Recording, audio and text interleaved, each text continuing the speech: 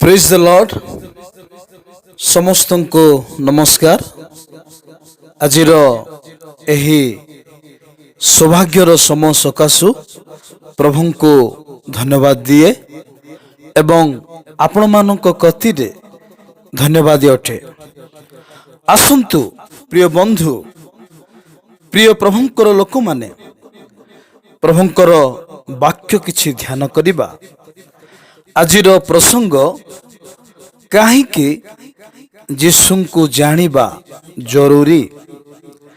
आजिर आलोच्य प्रसंग काहीकि यीशु को जानिबा जरूरी। आजिर प्रसंग आलोचना करिबा पूर्वरु मो पद गीत गाइबी। यीशु नामे जे भाव अछि केवल विश्वासी सीना जानुछि।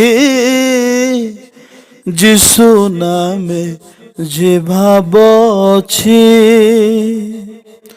अमृत निर्झर बहे झर झर अमृत निर्झर बहे झर झर तटका मधुर मिष्ट लागुछि। यीशु नामे जे भाव अछि केवल विश्वासी सीना जानुछि। यीशु नामे जे भाव अछि यीशु ख्रीष्ट स्वर्गीय नाम स्वर्गदूत द्वारा प्रदान। यीशु ख्रीष्ट स्वर्गीय नाम स्वर्गदूत द्वारा प्रदान। अटई से नाम केड़े मिष्टतम अटई से नाम केड़े मिष्टतम जे चाखे ता गुण से ही जानुछि। यीशु नामे जे भाव अछि केवल विश्वासी सीना जानुछि। यीशु नामे जे भाव अछि यीशु त्राण कर्ता अटंती पापी पाई से मरिछंती। यीशु त्राण कर्ता अटंती पापी पाई से मरिछंती। पापींकर पाप आपे कले भोग पापींकर पाप आपे कले भोग एमंत केही कि जगते अछि। यीशु नामे जे भाव अछि केवल विश्वासी सीना जानुछि। यीशु नामे जे भाव अछि यीशु ख्रीष्ट प्रभु अटंती मृत्यु नाहुड़ भांगिछंती। यीशु ख्रीष्ट प्रभु अटंती मृत्यु नाहुड़ भांगिछंती। तांको सन्निधान आसे जेउ जन तांको सन्निधान आसे जेउ जन पाप रोगु से ही सुस्थ हेउछि। यीशु नामे जे भाव अछि केवल विश्वासी सीना जानुछि। यीशु नामे जे भाव अछि। हालेलुया। प्रभु आम्भ माननको आशीर्वाद करंतु आमेन।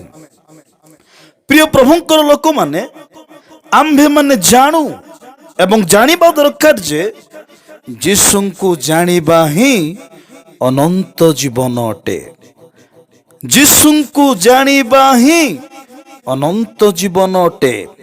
आसंतु आम्भे माने पवित्र धर्मशास्त्र बाइबल रो एक वाक्य पाठ करिबा जहा सुसमाचार पुस्तक जहन पुस्तक 17 पर्वर 3 पद को वर्तमान पाठ करिबा। आउ एकमात्र सत्य ईश्वर जे तुम्भे तुम्भकु और तुम्भर प्रेरित जीशु ख्रीष्टंकु जानिबा अनंत जीवन अटे। आमेन, हालेलुया।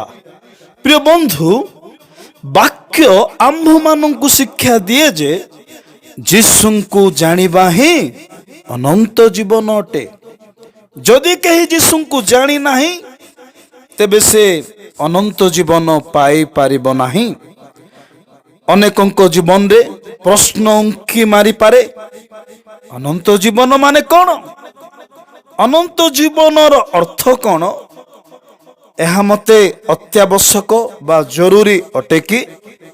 प्रिय प्रभुंकर लोक माने मु क्षुद्र दास आपण मानक कतिरे निजको नम्र करी कहिबा को चाहे जे यह अर्थात अनंत जीवन प्रत्येकंको पाई सबुठारु अत्यावश्यक ओ जरूरी अटे। जाति हो किंबा विजाति हो, धनी हो किंबा गरीब हो, ज्ञानी हो किंबा मूर्ख हो, एई धरा पृष्ठ रे जन्म नैथिबा प्रत्येक मनुष्य मानक पाई एहा जरूरी बा अत्यावश्यक अटे।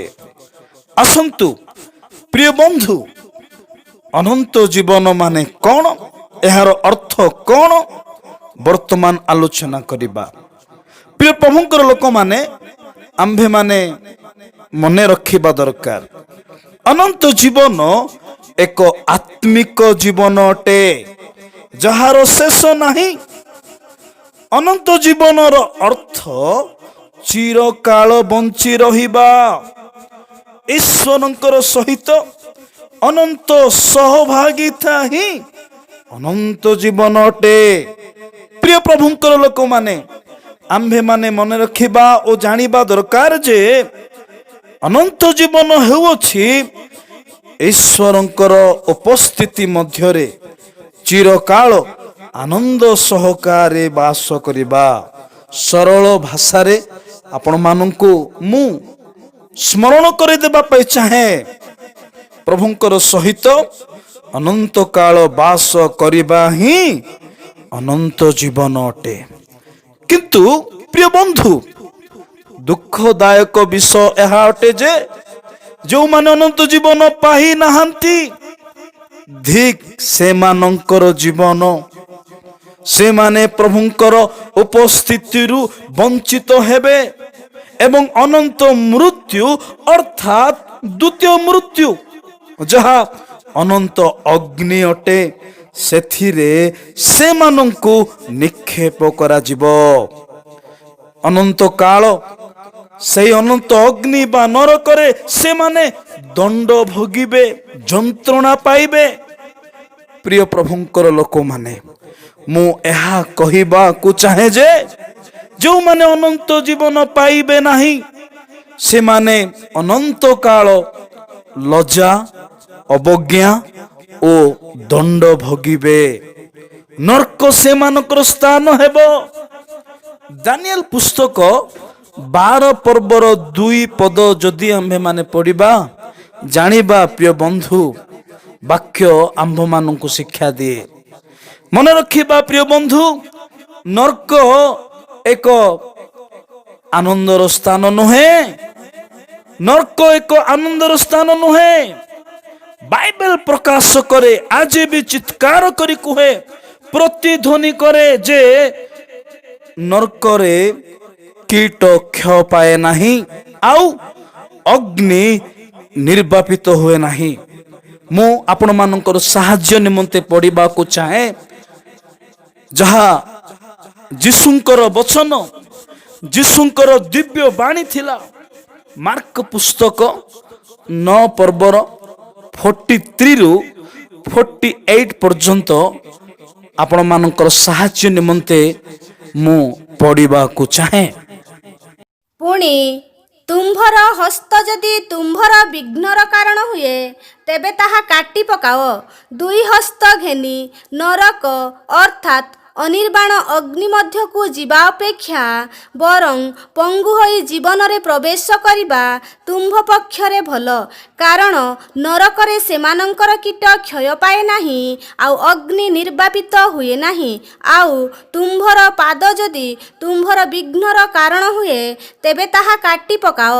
ଦୁଇ ପାଦ ଘେନି ନରକରେ ନିକ୍ଷିପ୍ତ ହେବା ଅପେକ୍ଷା ବରଂ ଖଞ୍ଜ ହୋଇ ଜୀବନରେ ପ୍ରବେଶ କରିବା ତୁମ୍ଭ ପକ୍ଷରେ ଭଲ। କାରଣ ନରକରେ ସେମାନଙ୍କର କୀଟ କ୍ଷୟ ପାଏ ନାହିଁ, ଆଉ ଅଗ୍ନି ନିର୍ବାପିତ ହୁଏ ନାହିଁ। ପୁଣି ତୁମ୍ଭର ଚକ୍ଷୁ ଯଦି ତୁମ୍ଭର ବିଘ୍ନର କାରଣ ହୁଏ ତେବେ ତାହା ଉପାଡ଼ି ପକାଅ। ଦୁଇ ଚକ୍ଷୁ ଘେନି ନରକରେ ନିକ୍ଷିପ୍ତ ହେବା ଅପେକ୍ଷା ବରଂ ଏକ ଚକ୍ଷୁ ଘେନି ଈଶ୍ୱରଙ୍କ ରାଜ୍ୟରେ ପ୍ରବେଶ କରିବା ତୁମ୍ଭ ପକ୍ଷରେ ଭଲ। କାରଣ ନରକରେ ସେମାନଙ୍କର କୀଟ କ୍ଷୟ ପାଏ ନାହିଁ, ଆଉ ଅଗ୍ନି ନିର୍ବାପିତ ହୁଏ ନାହିଁ। ପ୍ରିୟ ପ୍ରଭୁଙ୍କର ଲୋକମାନେ, ଆମ୍ଭମାନଙ୍କୁ ପ୍ରଭୁ ଆଶୀର୍ବାଦ କରନ୍ତୁ। ଆଗାମୀ ଭୟଙ୍କର କ୍ରୋଧ, ସେଇ ଯନ୍ତ୍ରଣା ସ୍ଥାନ, ସେଇ ଅନନ୍ତ ଅଗ୍ନି ନରକରୁ ପ୍ରଭୁ ଆମମାନଙ୍କୁ ରକ୍ଷା କରନ୍ତୁ। ଆଜି ଅନେକଙ୍କ ଜୀବନରେ ନରକ ଏକ ବାସ୍ତବ ନୁହେଁ ଏହା ମନେ କରନ୍ତି, କିନ୍ତୁ ମନେ ରଖନ୍ତୁ ପ୍ରିୟ ପ୍ରଭୁଙ୍କର ଲୋକମାନେ, ମୁଁ ପ୍ରଭୁଙ୍କର କ୍ଷୁଦ୍ର ଦାସ। ନରକ ବିଷୟରେ ମୁଁ ସମ୍ପୂର୍ଣ୍ଣ ବିଶ୍ୱାସ କରେ। କାହିଁକି? ମୁଁ ଯୀଶୁଙ୍କୁ ବିଶ୍ୱାସ କରେ। ଯୀଶୁ ସତ୍ୟ ଅଟନ୍ତି, ସେ କେବେ ମିଥ୍ୟା କୁହନ୍ତି ନାହିଁ। ତାଙ୍କଠାରେ ଲେଶ ମାତ୍ର ପାପ ନାହିଁ।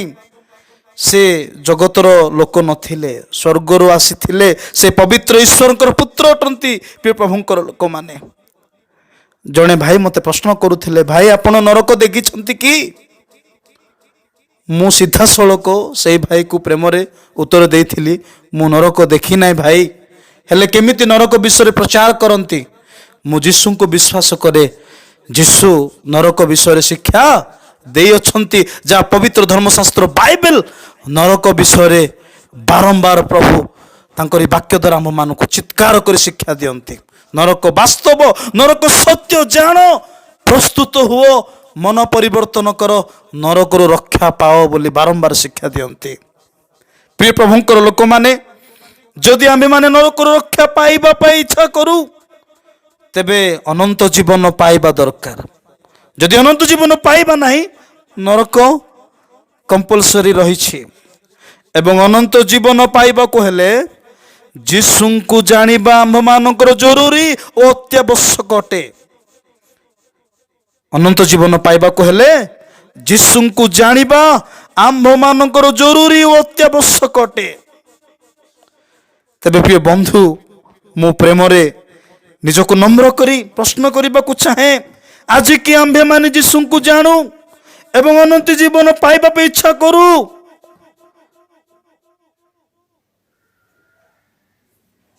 ଅନେକ ଖ୍ରୀଷ୍ଟିଆନ ଭାଇ ଭଉଣୀମାନେ ଏହି ପ୍ରସଙ୍ଗ ଶୁଣୁଥିବା ସମୟରେ ସେମାନେ ଏକ ଭୁଲ ନିଷ୍ପତ୍ତି ନେଇପାରନ୍ତି ଏବଂ କହିପାରନ୍ତି ଯେ ଏହି ପ୍ରସଙ୍ଗ ଅଣଖ୍ରୀଷ୍ଟିଆନ ମାନଙ୍କ ପାଇଁ ଅଟେ, କିନ୍ତୁ ଏହା ଭୁଲ ଧାରଣା ଅଟେ। ପ୍ରିୟ ପ୍ରଭୁଙ୍କର ଲୋକମାନେ, ଯଦି ଆମେମାନେ ପ୍ରକୃତରେ ଯୀଶୁଙ୍କୁ ଜାଣୁ ତେବେ ଆମ୍ଭମାନଙ୍କର ଶାରୀରିକ ମୃତ୍ୟୁ ପୂର୍ବରୁ ହିଁ ସତର୍କ ହେବା ଆମ୍ଭମାନଙ୍କର କର୍ତ୍ତବ୍ୟ ଅଟେ। ଜାଗ୍ରତ ହୋଇ ଯୀଶୁଙ୍କ ସହଭାଗିତାରେ ଜୀବନ କାଟିବା ଏବଂ ଯୀଶୁଙ୍କ ଅପେକ୍ଷାରେ ରହିବା ଆମ୍ଭମାନଙ୍କର ଅତ୍ୟାବଶ୍ୟକ ଅଟେ। ପ୍ରିୟ ପ୍ରଭୁଙ୍କର ଲୋକମାନେ, ପ୍ରିୟ ପ୍ରଭୁଙ୍କର ଲୋକମାନେ, ମୁଁ ଆପଣମାନଙ୍କୁ ପ୍ରେମ କରୁଥିବା ହେତୁ, ପ୍ରଭୁଙ୍କର ଅନୁଗ୍ରହ ଆପଣମାନଙ୍କ ପ୍ରତି ରହିଥିବା ହେତୁ ପୁଣି ଥରେ ପ୍ରଶ୍ନ କରେ, ଆମ୍ଭେମାନେ କି ପ୍ରକୃତରେ ଯୀଶୁଙ୍କୁ ଜାଣୁ? ଯୀଶୁଙ୍କୁ ଜାଣୁ ବୋଲି ପ୍ରମାଣ କ'ଣ? ଆମ୍ଭେମାନେ ଯୀଶୁଙ୍କୁ ଜାଣୁ କି? ଯୋହନ ପୁସ୍ତକରେ ଆମେମାନେ ପାଠ କରୁଥିଲୁ, ଯୀଶୁଙ୍କୁ ଜାଣିବା ହିଁ ଅନନ୍ତ ଜୀବନ। ପ୍ରିୟ ପ୍ରଭୁଙ୍କର ଲୋକମାନେ, ଦୁଷ୍ଟ ଆତ୍ମା ମାନେ ଯୀଶୁଙ୍କୁ ଜାଣନ୍ତି, ସେମାନେ ଅନନ୍ତ ଜୀବନ ପାଇବେ କି? ଭୁତୁଡ଼ିଆ ମାନେ ଯୀଶୁଙ୍କୁ ଜାଣନ୍ତି, ସେମାନେ ଅନନ୍ତ ଜୀବନ ପାଇବେ କି? ଭୂତ ମାନେ ଯୀଶୁଙ୍କୁ ଜାଣନ୍ତି, ସେମାନେ ଅନନ୍ତ ଜୀବନ ପାଇବେ କି? ଭୂତଗ୍ରସ୍ତ ଲୋକମାନେ ଯୀଶୁଙ୍କୁ ଜାଣନ୍ତି, ସେମାନେ ଅନନ୍ତ ଜୀବନ ପାଇବେ କି? ସେଦିନ ଯୁହୁଦୀୟ ସେଇ ପ୍ରଧାନ ଯାଜକ ସ୍କେବାଙ୍କର 7 ପୁତ୍ର ଯୀଶୁଙ୍କୁ ଜାଣିଥିଲେ ସେମାନେ କି ଅନନ୍ତ ଜୀବନ ପାଇବେ। ଆଜି ଜଗତକୁ ଦେଖନ୍ତୁ, ଅନେକ ଯୀଶୁଙ୍କୁ ଜାଣିଛନ୍ତି। ଦିନେ ଗୋଟିଏ ଭାଇକୁ ମୁଁ ପ୍ରଶ୍ନ କରୁଥିଲି, ଭାଇ ଆପଣ ଯୀଶୁଙ୍କୁ ଜାଣିଛନ୍ତି କି? ସେ ପ୍ରକାଶ କରୁଥିଲେ, ମୁଁ କାରୁଣା ମାୟୁଡୁ ସିନେମା ଦେଖିଛି ବୋଲି କହୁଥିଲେ। ସିନେମା ଦେଖି ଅନେକ ଯୀଶୁକୁ ଜାଣିବା ଲୋକମାନେ ଅଛନ୍ତି। ଆଜିକାଲି ଅନେକ ଛାତ୍ରମାନେ ଆପଣ ଷ୍ଟଡି ବହିରେ ସେମାନେ ପାଠ କରନ୍ତି, ଯୀଶୁଙ୍କର ବିଷୟରେ ଧ୍ୟାନ କରନ୍ତି। ତେବେ ସେମାନେ କି ଯୀଶୁଙ୍କୁ ଜାଣିଛନ୍ତି? ପ୍ରକୃତରେ ଯୀଶୁଙ୍କୁ କେଉଁମାନେ ଜାଣିଛନ୍ତି? ପ୍ରକୃତରେ କେଉଁମାନେ ଯୀଶୁଙ୍କୁ ଜାଣିଛନ୍ତି? ପ୍ରକୃତରେ କେଉଁମାନେ ଅନନ୍ତ ଜୀବନ ପାଇବେ? ପ୍ରକୃତରେ କେଉଁମାନେ ଅନନ୍ତ ଜୀବନ ପାଇବା ଦ୍ୱାରା ଅନନ୍ତ ଅଗ୍ନିରୁ ରକ୍ଷା ପାଇବେ, ଅନନ୍ତ ନରକ ରକ୍ଷା ପାଇବେ? ଏହା ବାଇବେଲ ପ୍ରକାଶ କରେ ପ୍ରିୟ ପ୍ରଭୁଙ୍କ ଲୋକମାନେ। ଆସନ୍ତୁ, ପ୍ରକୃତରେ କେଉଁମାନେ ଯୀଶୁକୁ ଜାଣିଛନ୍ତି? କେଉଁମାନଙ୍କୁ ପ୍ରଭୁ କହିବେ ମୁଁ ଆକୁ ଜାଣିଛି? କେଉଁମାନଙ୍କୁ ପ୍ରଭୁ କହିବେ ମୁଁ ଏହାଙ୍କ ସହିତ ପରିଚିତ? ପ୍ରିୟ ବନ୍ଧୁ, ଏହା ଏକ ଚିନ୍ତାର ବିଷୟ ଅଟେ। ପ୍ରଭୁ ଯଦି କହିବେ ମୁଁ ମଣ୍ଟୁ ଭାଇକୁ ଜାଣି ନାହିଁ, ଧିକ୍ ମୋର ଜୀବନ। ପ୍ରଭୁ ଯଦି କହିବେ ଆପଣମାନଙ୍କୁ ମୁଁ ଜାଣିନି, ଧିକ୍ ଆପଣମାନଙ୍କର ଜୀବନ। ଆସନ୍ତୁ, ପ୍ରକୃତରେ ଆମେମାନେ ଯୀଶୁଙ୍କୁ ଜାଣିଛୁ କି? କେଉଁମାନେ ପ୍ରକୃତରେ ଯୀଶୁଙ୍କୁ ଜାଣନ୍ତି ତା ବାଇବେଲ ପ୍ରକାଶ କରେ। ପ୍ରଥମ ଯୋହନ 2 ପର୍ବର 3 ପଦକୁ ଆମ୍ଭେମାନେ ଧ୍ୟାନ କରିବା। ଯଦି ଆମ୍ଭେମାନେ ତାହାଙ୍କ ଆଜ୍ଞା ପାଳନ କରୁ, ତେବେ ତଦ୍ୱାରା ଜ୍ଞାତ ହେଉ ଯେ ଆମ୍ଭେମାନେ ତାହାଙ୍କୁ ଜାଣୁ। ପ୍ରିୟ ପ୍ରଭୁଙ୍କର ଲୋକମାନେ, ବାକ୍ୟ ଆମମାନଙ୍କୁ ପ୍ରମାଣ ଦିଏ, ବାକ୍ୟ ଆମମାନଙ୍କୁ ଶିକ୍ଷା ଦିଏ। ଯେଉଁମାନେ ତାଙ୍କରି ଆଜ୍ଞା ପାଳନ କରନ୍ତି ସେମାନେ ପ୍ରକୃତରେ ଯୀଶୁଙ୍କୁ ଜାଣନ୍ତି। ମୁଁ ଏଥି ପୂର୍ବରୁ ଆପଣମାନଙ୍କୁ କହୁଥିଲି, ପ୍ରିୟ ବନ୍ଧୁ, ପ୍ରିୟ ପ୍ରଭୁଙ୍କର ଲୋକମାନେ, ବାଇବେଲ କୁହେ ଦୁଷ୍ଟ ଆତ୍ମା ମାନେ ପ୍ରେରିତ 19 ପର୍ବର ଯଦି 15 ପଦ ପଢିବେ ଜାଣିବେ, ଭୁତୁଡ଼ିଆ ମାନେ ପ୍ରେରିତ ପୁସ୍ତକ 19 ପର୍ବର 13 ପଦ ଯଦି ପଢିବା ଜାଣିପାରିବା। ଭୂତ ମାନେ ଯାକୁବ ପୁସ୍ତକ 2 ପର୍ବର 19 ପଦରେ ଲେଖା ଅଛି। ଭୂତଗ୍ରସ୍ତ ଲୋକମାନେ ମାଥିଉ 8 ପର୍ବର 28 29 ପଦ ଆମମାନଙ୍କୁ ଶିକ୍ଷା ଦିଏ। ଭୂତଗ୍ରସ୍ତ ଲୋକମାନେ, ଏବଂ ସେଦିନ ଯୁହୁଦୀୟ ସେହି ପ୍ରଧାନ ଯାଜକ ସ୍କେବାର 7ଟି ପୁତ୍ରମାନେ ଯୀଶୁଙ୍କୁ ଜାଣିଥିଲେ। ଏମାନେ ଜାଣିଥିଲେ, କିନ୍ତୁ ପ୍ରକୃତ ଏମାନେ ଜାଣିନଥିଲେ। କାରଣ ବାକ୍ୟ କୁହେ ପ୍ରକୃତରେ ଯୀଶୁଙ୍କୁ ଜାଣିବା ଲୋକମାନେ ତାଙ୍କର ଆଜ୍ଞା ପାଳନ କରନ୍ତି। ତାଙ୍କର ଆଜ୍ଞା ଯେଉଁମାନେ ପାଳନ କରନ୍ତି ସେମାନେ ଯୀଶୁକୁ ଜାଣିଛନ୍ତି, ସେମାନେ ଅନନ୍ତ ଜୀବନ ପାଇବେ। ମୁଁ କ୍ଷୁଦ୍ର ଦାସ ଦୁଃଖରେ କହିବା ପାଇଁ ଚାହେଁ, ଆଜି ଅନେକ ମୋର ସୁପରିଚିତ ଖ୍ରୀଷ୍ଟିଆନ ଭାଇ ଭଉଣୀ ମାନେ ଅଛନ୍ତି, ଅନେକ ଅଛନ୍ତି। କେହି ତ କୁହନ୍ତି ମୁଁ ବାଇବେଲ ପଢେ, ପ୍ରାର୍ଥନା କରେ, ଦାନ ଦିଏ, ଅନେକ ମିଟିଂକୁ ଯାଇଥାଏ, ମୁଁ ଖ୍ରୀଷ୍ଟିଆନ ନାମରେ ନାମିତ, ବିଶ୍ୱାସୀ ନାମରେ ନାମିତ, ମୁଁ ଗୋଟେ ଖ୍ରୀଷ୍ଟିଆନ ପରିବାର ଲୋକ ଅଟେ, ମୁଁ ଅନନ୍ତ ଜୀବନ ପାଇବି ବୋଲି ସେମାନେ କହିଥାନ୍ତି। କିନ୍ତୁ ବାକ୍ୟ କୁହେ ଯୀଶୁଙ୍କୁ ବିଶ୍ୱାସ କରିବା ଆମମାନଙ୍କର ଆବଶ୍ୟକ। ସେତିକିରେ ସନ୍ତୁଷ୍ଟ ହେଲେ ଯଥେଷ୍ଟ ନୁହେଁ। ଉପାସନା କରିବା, ପ୍ରାର୍ଥନା କରିବା, ବାଇବେଲ ପଢିବା, ଅନେକ ଉଦ୍ଦୀପନ ମିଟିଂରେ ଆଟେଣ୍ଡ କରିବା, ଏହା ଯେ ଆମମାନଙ୍କର ଜରୁରୀ ଅତ୍ୟାବଶ୍ୟକ, ଏତିକିରେ ସନ୍ତୁଷ୍ଟ ହେଲେ ଯଥେଷ୍ଟ ନୁହେଁ। ପ୍ରିୟ ପ୍ରଭୁଙ୍କର ଲୋକମାନେ, ବାକ୍ୟ କୁହେ ଯୀଶୁଙ୍କର ସହଭାଗିତାରେ ଜୀବନ କାଟିଲେ ହିଁ ଅନନ୍ତ ଜୀବନ ରହିଛି। ବାକ୍ୟ କୁହେ ଯୀଶୁଙ୍କର ସହଭାଗିତାରେ ଆଚରଣ କଲେ ଯାଇ ଅନନ୍ତ ଜୀବନ ରହିଛି। ଆସନ୍ତୁ, ଏହି ବାକ୍ୟ ଆପଣମାନଙ୍କୁ ସ୍ମରଣ କରିଦେବା ପାଇଁ ଚାହେଁ। ଯୀଶୁଙ୍କୁ ବିଶ୍ୱାସ କରିବା ଦରକାର, ତାଙ୍କରି ସହଭାଗିତାରେ ଜୀବନ କାଟିବା ଦରକାର, ହେଲେ ଯାଇ ଅନନ୍ତ ଜୀବନ ରହିଅଛି। ଯାହା ରୋମୀୟ ପୁସ୍ତକ 6 ପର୍ବର 23 ପଦରେ ଲେଖା ଅଛି। ପ୍ରଭୁ ଖ୍ରୀଷ୍ଟ ଯୀଶୁଙ୍କ ସହଭାଗିତାରେ ଅନନ୍ତ ଜୀବନ ରହିଛି। ତାଙ୍କର ସହଭାଗିତାରେ ଆମମାନଙ୍କର ଜୀବନ ପରିଚାଳିତ କରିବା ଦରକାର। ମୁଁ ଆପଣମାନଙ୍କ ସାହାଯ୍ୟ ନିମନ୍ତେ ଗୋଟେ ବାକ୍ୟ ପଢିବା ପାଇଁ ଚାହେଁ। କଲୋସିୟ ପୁସ୍ତକ 2 ପର୍ବର 6 ପଦ ଯଦି ପଢିବା, ପାଉଲ କୁହନ୍ତି ଯୀଶୁକୁ ଯଦି ପ୍ରଭୁ ବୋଲି ମାନିଛ, ଯୀଶୁକୁ ଯଦି ଈଶ୍ୱରଙ୍କର ପୁତ୍ର ବୋଲି ଗ୍ରହଣ କରିଛ, ଯୀଶୁଙ୍କୁ ଯଦି ବିଶ୍ୱାସ କରି ଥର ଥର ହେଉଅଛ, ଯୀଶୁଙ୍କର ପାଇଁ ଯଦି ଅନେକ ଉପାସନା, ଅନେକ ପ୍ରାର୍ଥନା, ଅନେକ ମିଟିଂ ଯଦି କରୁଛ, ଏତିକିରେ ସନ୍ତୁଷ୍ଟ ହେଲେ ହେବ ନାହିଁ। ଯେଉଁ ପ୍ରକାର ଯୀଶୁଙ୍କୁ ପ୍ରଭୁ ବୋଲି ଗ୍ରହଣ କରିଅଛ, ତଦ ଅନୁଯାୟୀ ତାଙ୍କର ସହଭାଗିତାରେ ଆଚରଣ କର ବୋଲି ପାଉଲ ଲେଖିଥିଲେ। ମୁଁ ବାକ୍ୟ ପଢିବା ପାଇଁ ଚାହେଁ। ଅତଏବ ଖ୍ରୀଷ୍ଟ ଯୀଶୁଙ୍କୁ ପ୍ରଭୁ ବୋଲି ଯେପରି ଗ୍ରହଣ କରିଅଛ, ତଦନୁସାରେ ତାହାଙ୍କ ସହଭାଗିତାରେ ଆଚରଣ କର। ପ୍ରିୟ ବନ୍ଧୁ, ବାକ୍ୟ ଆମ୍ଭମାନଙ୍କୁ ଶିକ୍ଷା ଦିଏ ଆମ୍ଭେମାନେ ତାହାଙ୍କର ସହଭାଗିତାରେ ଆଚରଣ କରିବା ଦରକାର, ତାଙ୍କରି ସହଭାଗିତାରେ ଜୀବନ କାଟିବା ଦରକାର। ବାକ୍ୟ କୁହେ ପ୍ରଥମ ଜହନ 2:4 ଲେଖା ଅଛି, ଯେଉଁମାନେ ଯୀଶୁଙ୍କର ବାକ୍ୟକୁ ପଛରେ ପକାଉଛନ୍ତି, ଯେଉଁମାନେ ଯୀଶୁଙ୍କର ବାକ୍ୟ ଅନୁଯାୟୀ ନିଜର ଜୀବନକୁ ପରିଚାଳିତ କରିପାରୁନାହାନ୍ତି, ଯେଉଁମାନେ ଯୀଶୁଙ୍କର ବାକ୍ୟ ଅନୁଯାୟୀ ନିଜର ଜୀବନକୁ ଗଢ଼ି ପାରୁନାହାନ୍ତି, ସଜାଡ଼ି ପାରୁନାହାନ୍ତି, ନିଜର ଜୀବନକୁ ସଂଶୋଧନ କରିପାରୁନାହାନ୍ତି ଏବଂ ସେମାନେ କୁହନ୍ତି ମୁଁ ଯୀଶୁଙ୍କୁ ଜାଣିଛି ବୋଲି, ସେମାନେ ମିଥ୍ୟାବାଦୀ ମାନେ। ପ୍ରିୟ ପ୍ରଭୁଙ୍କ ଲୋକମାନେ, ଆଜି ଆମର ନିଜର ଜୀବନକୁ ଦେଖିବା, ଅନ୍ୟକୁ ଦେଖିବା ନାହିଁ, ପ୍ରତ୍ୟେକ ନିଜ ନିଜର ଜୀବନକୁ ଦେଖିବା। ଆଜି କି ଆମ୍ଭେମାନେ ଯୀଶୁଙ୍କର ବାକ୍ୟ ଅନୁଯାୟୀ ନିଜର ଜୀବନକୁ ଗଢ଼ିଛୁ, ସଜାଡ଼ିଛୁ? ଆଜି କି ବାକ୍ୟ ଅନୁଯାୟୀ ଆମେମାନେ ଜୀବନ କାଟୁଛୁ? ମୁଁ ଆପଣମାନଙ୍କୁ କହିବା ପାଇଁ ଚାହେଁ, କିଏ ଯୀଶୁଙ୍କୁ ଜାଣିଛି, କିଏ ଅନନ୍ତ ଜୀବନ ପାଇବ? ଯେଉଁମାନେ ତାଙ୍କରି ଆଜ୍ଞା ପାଳନ କରନ୍ତି, ସେମାନେ ଯୀଶୁଙ୍କୁ ଜାଣିଛନ୍ତି, ସେମାନେ ଅନନ୍ତ ଜୀବନ ପାଇବେ। ତେବେ ତାଙ୍କର ଆଜ୍ଞା କ'ଣ? କେଉଁ ଆଜ୍ଞା ପ୍ରଭୁ ଆମମାନଙ୍କୁ ଦେଇଛନ୍ତି?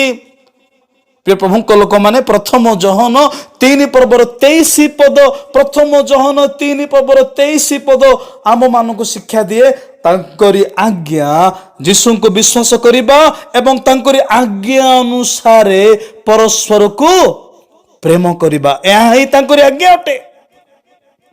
ସାନ ସାନ ଭାଇ ଭଉଣୀମାନେ ମୋତେ ପ୍ରଶ୍ନ କରିପାରନ୍ତି, ଭାଇନା ଆଦି ପୁସ୍ତକରୁ ପ୍ରକାଶିତ ବାକ୍ୟ ପର୍ଯ୍ୟନ୍ତ ଅନେକ ପ୍ରସଙ୍ଗ ଆମେ ଶୁଣୁଛୁ, ଅନେକ ବାକ୍ୟ ଶୁଣୁଛୁ, ଏସବୁ କ'ଣ ଆଜ୍ଞା ନୁହେଁ କି?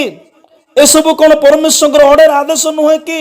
ପରମେଶ୍ୱରଙ୍କର ବାକ୍ୟ ନୁହେଁ କି? ହଁ ପ୍ରିୟ ପ୍ରଭୁଙ୍କର ଲୋକମାନେ, ବାଇବଲରେ ଯେଉଁ ସମସ୍ତ ବାକ୍ୟ ଆମେ ଶୁଣୁଛୁ, ପଢୁଛୁ, ଧ୍ୟାନ କରୁଛୁ, ପ୍ରଚାର କରୁଛୁ, ସେ ସବୁ ପରମେଶ୍ୱରଙ୍କର ଆଜ୍ଞା। କିନ୍ତୁ ମନେ ରଖିବା ପ୍ରିୟ ପ୍ରଭୁଙ୍କର ଲୋକମାନେ, ରୋମିଓ ପୁସ୍ତକ 13:8 ଆମ୍ଭମାନଙ୍କୁ ଶିକ୍ଷା ଦିଏ। ରୋମିଓ ପୁସ୍ତକ 13:8 ଆମ୍ଭମାନଙ୍କୁ ଶିକ୍ଷା ଦିଏ, ଯେତେ ପ୍ରଭୁଙ୍କର ବାକ୍ୟ, ପ୍ରଭୁଙ୍କର ପ୍ରସଙ୍ଗ, ଯେତେ ପ୍ରଭୁଙ୍କର ନିଗୁଡ ଶିକ୍ଷା ଆମେ ଶିଖୁଛେ, ପ୍ରଚାର କରୁଛେ, ଜାଣୁଛେ, ସେହି ସବୁର ସାରାଂଶ ପ୍ରେମ। ସେହି ସବୁ ବାକ୍ୟର ସାରାଂଶ ହେଉଛି ପ୍ରେମ। ପ୍ରେମ ଦ୍ୱାରା ବ୍ୟବସ୍ଥା ସଫଳ ହେଇଯାଇଥାଏ, ପ୍ରେମରେ ବାକ୍ୟ ସିଦ୍ଧ ହୁଏ।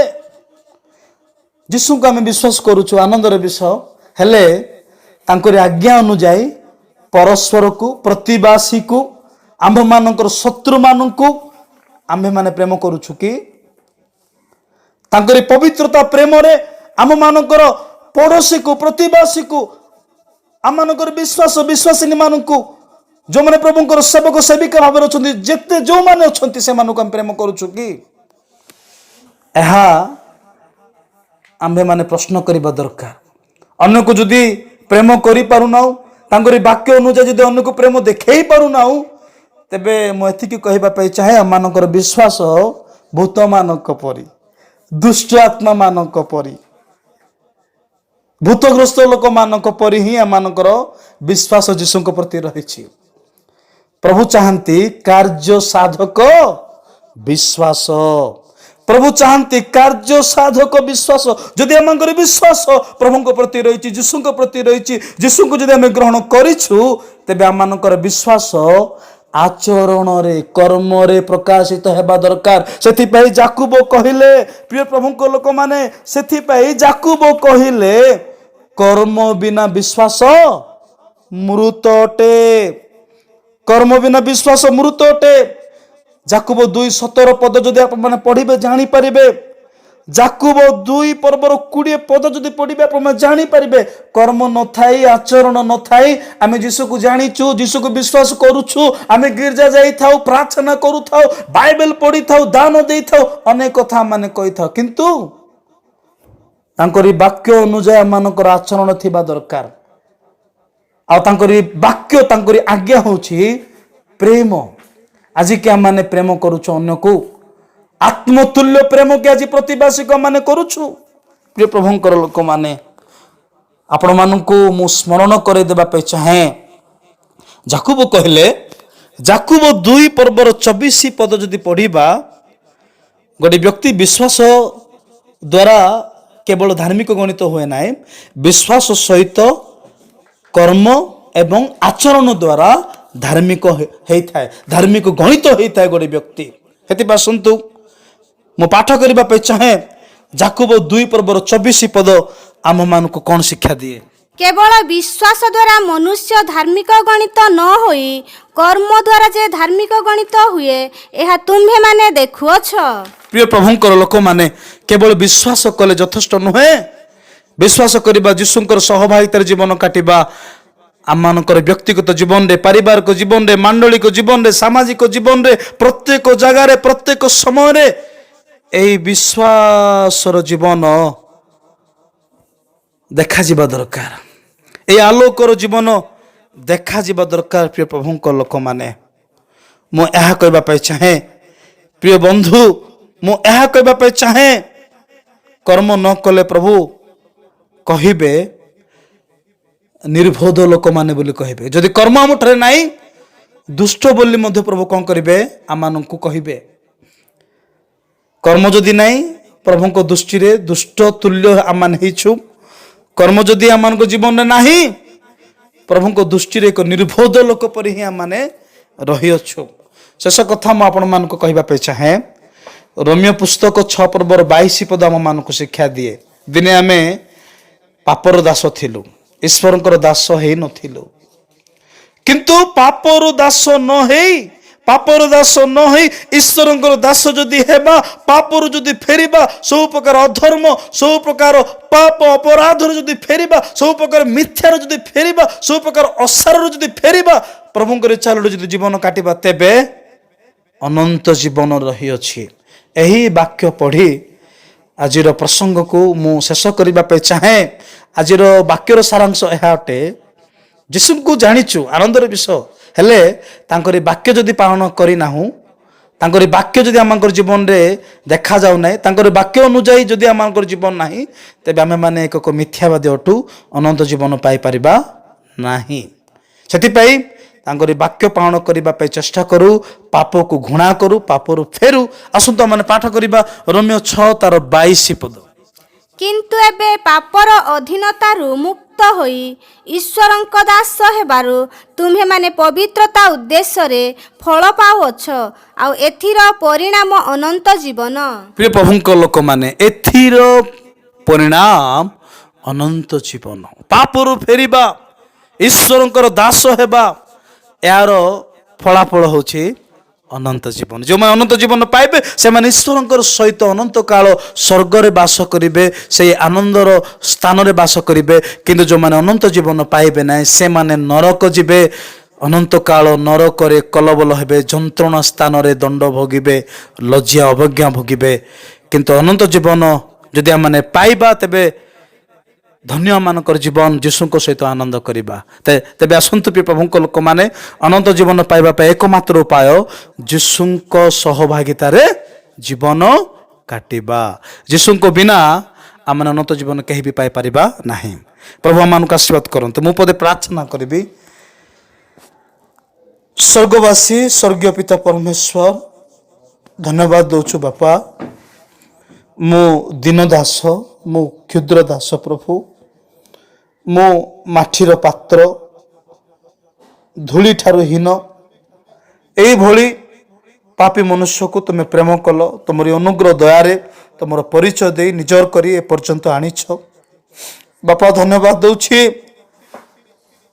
କାହିଁକି ଯୀଶୁଙ୍କୁ ଜାଣିବା ଜରୁରୀ, କାହିଁକି ମୃତ୍ୟୁ ପୂର୍ବରୁ ଯୀଶୁଙ୍କୁ ଜାଣିବା ଜରୁରୀ, ଅତ୍ୟାବଶ୍ୟକ। ବାପା ଆଜି ଆମେ এই ଜଗତର ଅନେକ ବିଷୟ ଆମେ ଜାଣିଥାଉ ଏବଂ ନିଜକୁ ଦର୍ପ କରିଥାଉ। ମୁଁ ଏ ବିଷୟରେ ଜାଣିଛି, ମୁଁ ସେ ବିଷୟରେ ଜାଣିଛି, ମୋତେ ସବୁ ଜଣା ବୋଲି ଆମେ କହିଥାଉ। କିନ୍ତୁ जो माने यीशु को जानती धन्य से मानकर जीवन बोली आज तुम्हें शिक्षा देल प्रभु यीशु को जानिबा अनंत जीवन बोली कहल हेले वाक्य पालन जदि करुछु आमे ताही प्रकृत यीशु को जानिबा बोली तुम्हें आज आम शिक्षा देछ प्रभु बापा जेपरी तुमरी सहभागिता तुमरी पुत्र प्रभु यीशु ख्रीष्ट सहभागिता जीवन काटबू अनंत जीवन पाइबू आगामी क्रोध से भयंकर दंडर उद्धार पाइबू से भयंकर जंत्रण स्थान नरकर उद्धार पाइबू दया कर बापा आज यही वाक्य क्यों दास माने क्यों दासी माने किए क्योंठारे रही शुणुंट मु तो देखी पारु ना जानी पारु ना बापा से प्रत्येक दास दासी मानक तुम अनुग्रह कर दया कर से चक्षु तुम खोली दियो प्रभु विश्वास करिछु आनंदर विषय किंतु कर्म बिना विश्वास जे मृत अटे यह जानिबा पे से ज्ञान दियो पाप को घृणा करेंगे पाप फेरबे तुम पुत्र सहभागितार जीवन काटी अनंत जीवन अधिकारी होगा पारे एपाई दया कर आम मान प्रत्येक को आशीर्वाद कर धन्यवाद सकल विनती जीसु नाम मागुछु पिता आमेन।